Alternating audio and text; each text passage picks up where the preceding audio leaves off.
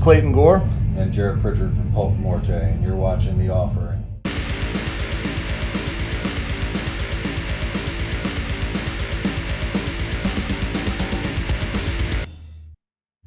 So you're back on the road, this time with 1349, Wad and Clock. How is this tour so far? It's been great. A lot of nights have been sold out. Excellent tour. It's a great package. It's, putting asses in seats. The guys are here supporting their new record, so it's been going really well. Yeah, definitely.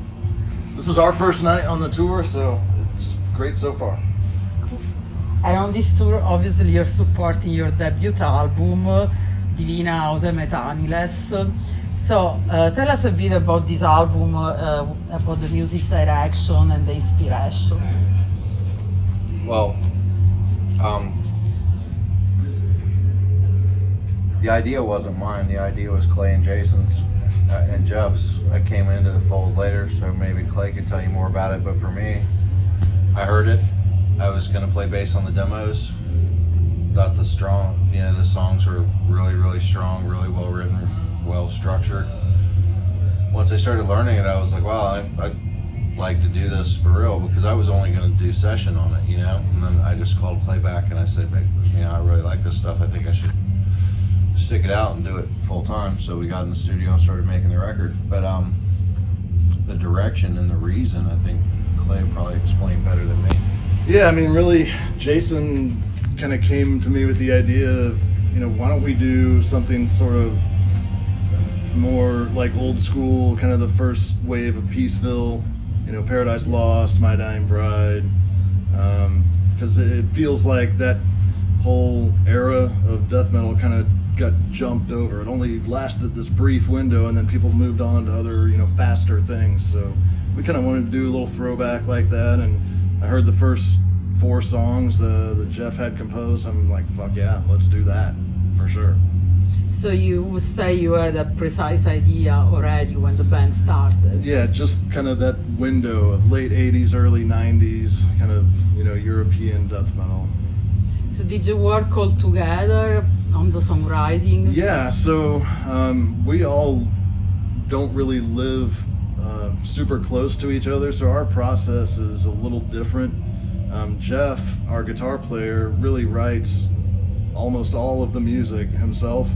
He sends me sort of rough ideas of what he's got for songs, and then I'll take that and maybe, let's play that riff a little bit longer here, or let's, only play that portion of this riff, kind of do that arrangement of the song, and then take a first pass at drums, send them over to Jarrett, who kind of takes another pass at the arrangement, and we just kind of go back and forth. It's really just been enabled because the internet exists. So as much as I hate the internet, it's good for some things, for sure.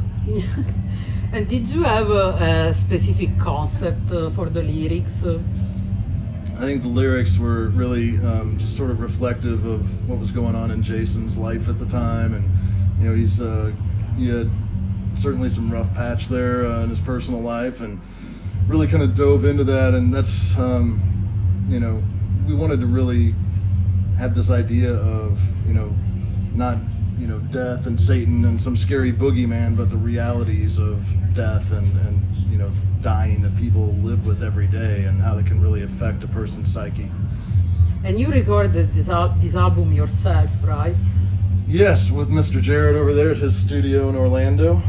We went down there, spent 10 days, knocked it out. We were very well prepared. I think Jeff and me and Jason had really worked on these songs for a good year and a half, almost 2 years by the time we went in and got them recorded. So, do you have a favorite song to actually perform live? I always like playing Throne of the Wolves. I think that's a fun one to play. And Soul Stench is really good, but that's a little more complicated. It takes some focus.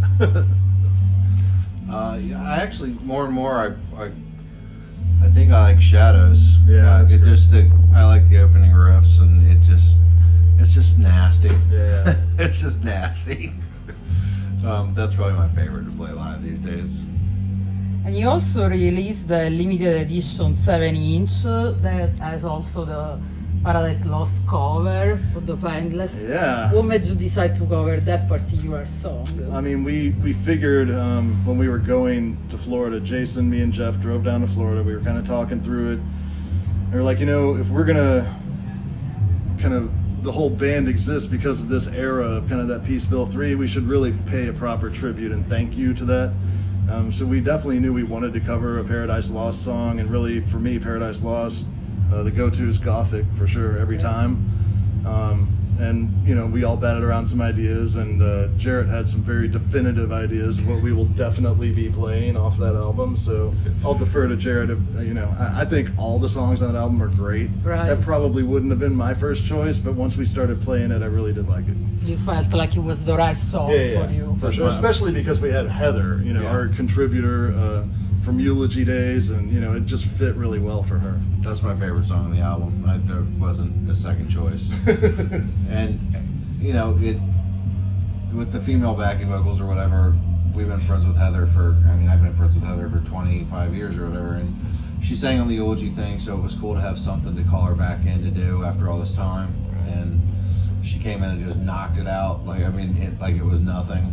And it's fun. We only played it live, like our first show. We probably won't play it live again, and we won't put it on anything else. It'll only be on the 7-inch. The nice thing about it was that as time happened to line up there, I went on tour with Paradise Lost. I was mixing Soul Sphere, and I had gotten permission from their management. I called them and said, "Hey, I want to do this," and they were like, "That's cool, do this or whatever." And I actually, in one of the very brief conversations I had with Greg, they liked it, they approved, they said we did a good job, so that meant everything, because it's people that wrote the song, so to get a nod from them was really great, But yeah, it's my favorite song on the record, it was the only choice. So would you consider covering other songs in the future, not necessarily Paradise Lost? We've kicked around so many different ideas of things. Yeah. We talked about everything from Deep Purple to Susie and the Banshees, and I'm sure. Clay is probably who turned me on to Voivod way back when. So we're both big Voivod fans. Who knows? But there's an infinite well to pick from. Sure. And instead, I know the album came out this year, but do you already have ideas about the next album? The next album is already half recorded. Already, wow. Oh yeah. Did drums beginning of September. So all the drums we've got 11 songs at this point are all recorded. I don't know if they'll all make the album, but drums and guitars for all 11 songs are done at this point. And as soon as Jarrett gets back home from his many months on the road, we'll continue. Can you tell us anything about this next album without spoiling Well, too much? it's like just the next natural step forward. It feels a lot more like us and a lot less like maybe paying homage to the old ways, even though really, like Jeff, for instance, didn't really listen to any of that stuff. So what we ended up with riff-wise from Jeff was just what he naturally came to. He heard it and he understood that we wanted to work in that realm, but he didn't sit there and say, "Oh, I'm going to copy this," or "I'm going to try to sound like this." That's not what happened at all. And this time, there wasn't any blueprint. It was just like Jeff just started throwing songs, and Clay, like he said, would take them, we'd work on tempos, we'd cut them up, we'd rearrange them, they'd send them back to me, I'd rearrange them, send them back to them, Clay would play through them, I may change them again. This time it reaches out a lot more. There's, for one thing that's different is on the last record, I only played bass, and on this one, both Jeff and I are both playing lead, so there's a lot more guitar work on it, a lot of, in my opinion, really cool guitar work. And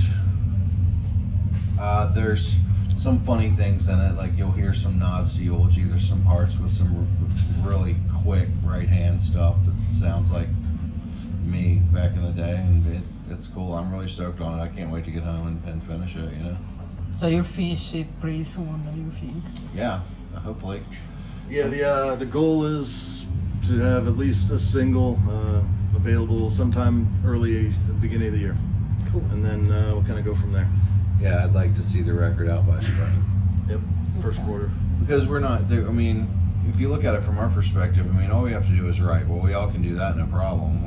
Anytime, if I have time to sit down with a click and a guitar, I'm going to write a song. It just happens. we own the studio, so we just are going to continue to crank out material as long as it's good material. You know, we're not going to just crank out garbage, but we're going to record and put out records as often as we can. So considering the music industry situation, the metal scene, how hard is for a new band to reach a wide audience? I like the answer already. Jarrett, you want the honest answer? I thought it would be really, sure. I thought it would be really easy because I'd been touring and working with these people and making records and making a shit ton of fucking money for them for years, and it didn't really go that way. It's actually a lot harder than you would think, but I gave up being a rock star a long time ago. Like I'm happy to like play with my friend Clay, and I've been playing music since I was 18, you know, off and on in one form or another, whatever. I mean, we'll put out music, it'll be good, we'll like it, you know, we'll accept it, we'll be happy about it, and anybody else that listens to it and wants to come along, that's fine. That's So it's okay more too. about creating a legacy I than just want to becoming. play, you know? Yeah, I mean, good music. I mean, that's what we've always done from the beginning, is just write and play songs that we want to hear, you know? But do you think that social media really help? I mean, I think it's certainly a focus of some of the labels. You know, it's the first place they'll look Yeah. and kind of see, you know, are people even paying attention to you? Because if they're not, why should we, right? But, you know, again, it's really hard when there's so many bands. The noise of just, I mean, because with the internet, it gives everybody a voice, right? And every band, everybody that's recorded in their mom's basement or in their living room can put out an album, same as anyone else, right? So it is pretty difficult to really get noticed. So, you know, we do our best. I think the internet's helped, and in its own way, it's hurt and it's helped. I mean, the ability for anyone to like put music out, I think that's a good thing. Maybe, like Clay says, the noise is deafening. It's even for me, like it's difficult for me, like in my business aspect of things, where I'm looking for bands to produce, I'm looking for records to make or whatever. There's so much material flying at you all the time. It's a little hard to weed through, for sure. And, you know, I mean, us, you know, certain people go off and you know, attempt to have gimmicks or this, that, or the other. We're not really about any of that stuff. You know, we're going to play music, you know. and like I said, some people will come along, some people won't. It's okay. Yeah, I mean, I think the other thing kind of working against this is we don't really give a shit about what's currently popular. Like, we're not, you know, playing the race game and trying to be faster than everyone else and, you know, trying to be, you know, spookier or whatever. Again, we're just writing music that we think is great. So, you know, it's a different kind of vibe, right? Right, you don't follow any trend. Yeah, I mean, I know everybody likes to say that, but really, I mean, we've done that, right? We've been there, kind of done that, so we're doing something else. So when you think about the future of the band, what are your expectations?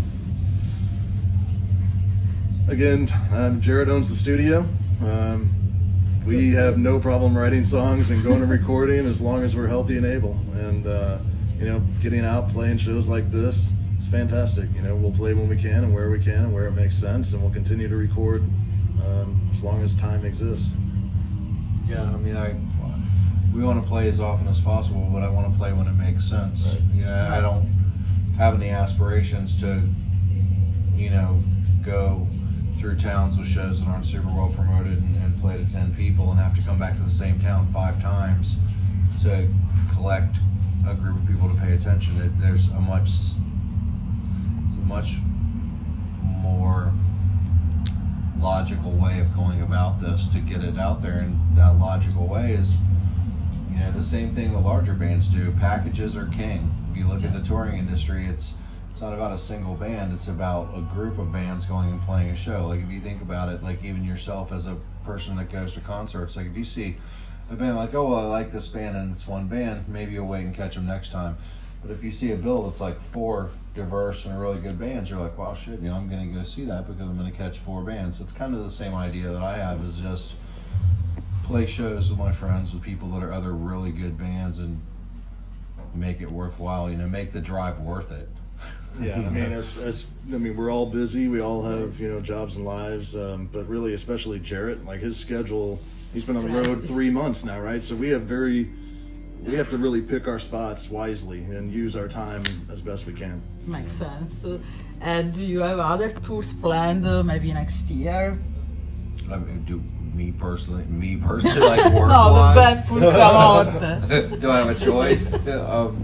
Us? Not right now. Right now, after we do this group of shows with our friends at 3049, we're gonna go finish the record. Yeah. That's priority one, is to go get the record done. And after that, then I'm sure there'll be a series of shows. I mean, I want to really hit Florida because I live there, and that's where our other band Eulogy came from. So I really want to play Florida. A lot of places I want to go and play, but we'll see. Right now, I got to finish the record first. Yes. That's the big one. Then good luck with everything, and thank you so much for the interview. Sure. Oh, thank you.